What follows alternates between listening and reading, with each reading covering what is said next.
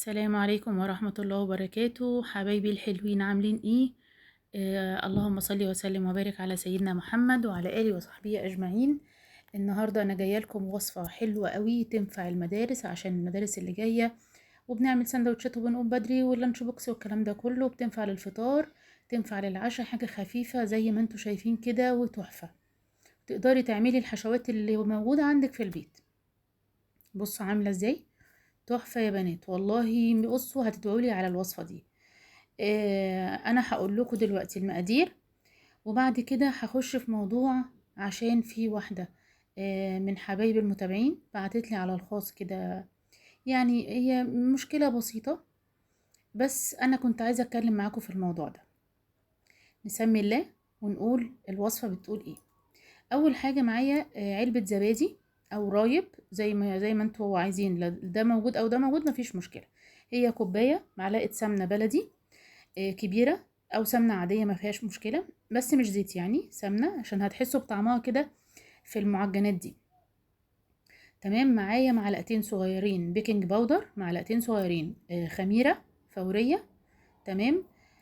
معالق صغيرة ها. ومعانا كمان 3 معالق سكر كبار، رشة الملح دي سنة، و3 معالق سكر كبار. خلاص.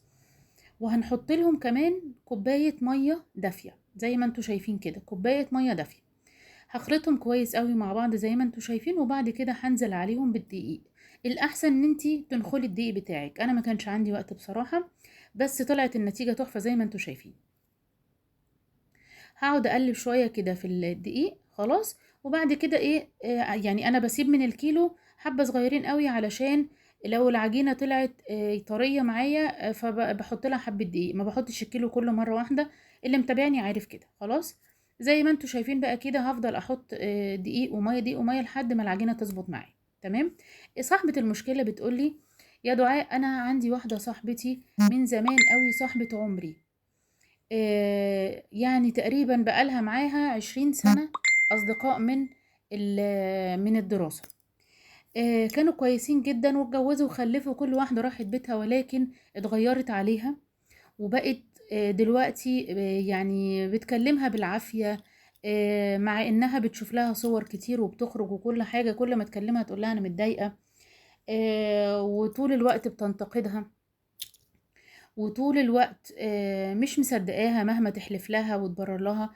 تقولي: بقت العلاقة بالنسبة لي مجهدة جدا، ما انا خايفة بس على العشرة، يعني انا بس عايزة ابقى معاها، بس هي اللي مش عايزة خلاص تبقى معايا، مش عارفة اعمل ايه. انا بصراحة يا بنات قلت لها: اعتزل ما يؤذيك. سيدنا عمر بن الخطاب قال الحديث ده، قال: اعتزل ما يؤذيك. الكلام ده اعتزل ما يؤذيك وعليك بالخليل الصالح وقلما تجده، وشاور في أمرك الذين يخافون الله.